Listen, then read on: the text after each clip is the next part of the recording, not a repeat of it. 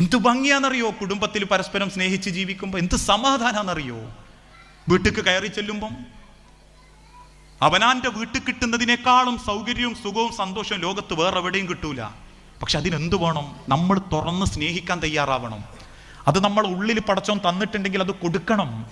അവസാനം മരിച്ചു കിടക്കുന്ന നമ്മളെ മുഖത്ത് നോക്കിയിട്ട് എൻ്റെ ഭാര്യ പറയണം, ഇയാളിൻ്റെ ഒരു വലിയ സൗഭാഗ്യമായിരുന്നു റബ്ബേ എന്ന്. സ്വന്തം ഭർത്താവിനെ കൊണ്ട് മാറിയ എത്ര ഭാര്യമാരുണ്ടെന്നറിയോ? മുപ്പര് കെട്ടിയതിന് ശേഷം എനിക്ക് ജീവിതത്തിൽ ഒരർത്ഥം വന്നതെന്ന് പറയുന്നത്. അതേ സ്ഥാനത്ത് അയാളെ കൂടെ പോന്ന അന്ന് മുതൽ സ്വൈര്യവും സമാധാനവും എനിക്ക് കിട്ടിയിട്ടില്ല എന്ന് പറയുന്നുണ്ടെങ്കിൽ, നമ്മളെ നിസ്കാരവും നോമ്പൊക്കെ നാട്ടുകാരെ ബോധ്യപ്പെടുത്തിയേ ഉണ്ടാവും. പടച്ചോൻ പറയും, നിങ്ങളിൽ ഏറ്റവും നല്ലവൻ കെട്ടിയ പെണ്ണിനോട് ഏറ്റവും മര്യാദക്ക് പെരുമാറിയവനാണ്. അതാ ഏറ്റവും നല്ല ബന്ധം. അതൊരു വല്ലാത്ത ബന്ധമാണ്. നമ്മളൊക്കെ ഇപ്പോൾ പറയൂലേ, ഓളില്ലെങ്കിൽ നമുക്കിപ്പോൾ വേറെ കെട്ടാന്ന്. അങ്ങനെയല്ല, അങ്ങനെ ചിന്തിക്കുക പോലും നമ്മൾ ചിന്തിച്ചു നോക്കി. നമ്മൾ തിരിച്ചെല്ലുമ്പോൾ മയ്യത്താ വീട്ടിൻ്റെ കൊലായിലുള്ളതെങ്കിൽ സഹിക്കാനാവുമോ?